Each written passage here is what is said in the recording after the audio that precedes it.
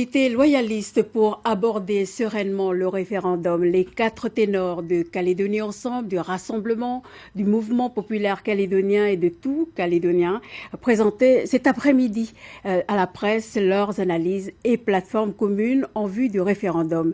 Le record d'abstention et le refus d'Harold Martin et de Bianca Hénin d'apporter leur soutien au candidat loyaliste Philippe Gomez dimanche prochain sont à l'origine de ce regroupement. Ces mouvements réunis soutiendront donc Philippe Dunoyer et Philippe Gomez dans les 2 circonscriptions calédoniennes. Le reportage d'Antoine Le Teneur et de Cédric Michaud.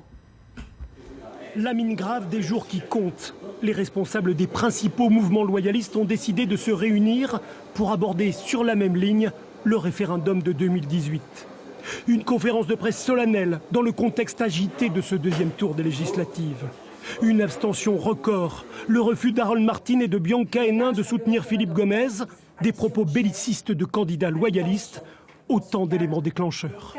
C'est ce constat qui nous impose aujourd'hui de nous rassembler et de faire en sorte que la Calédonie ne prenne pas de risques de se retrouver représenté à l'Assemblée nationale, d'une part par un indépendantiste et d'autre part par une personnalité qui, ces derniers mois, se recherchait un chef de guerre.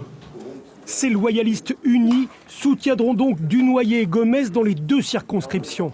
Mais après ces élections, il y aura ce rendez-vous avec l'histoire du pays, le référendum.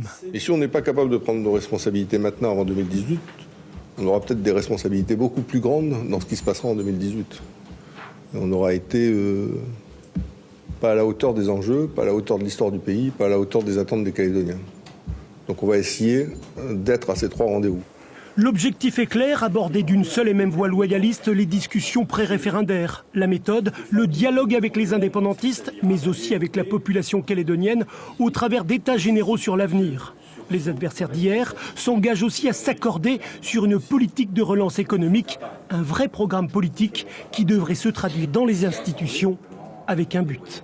Assurer la stabilité des institutions jusqu'à 2018, voire même jusqu'à la fin du mandat des 3 assemblées de province et du Congrès, c'est-à-dire jusqu'en mai 2019.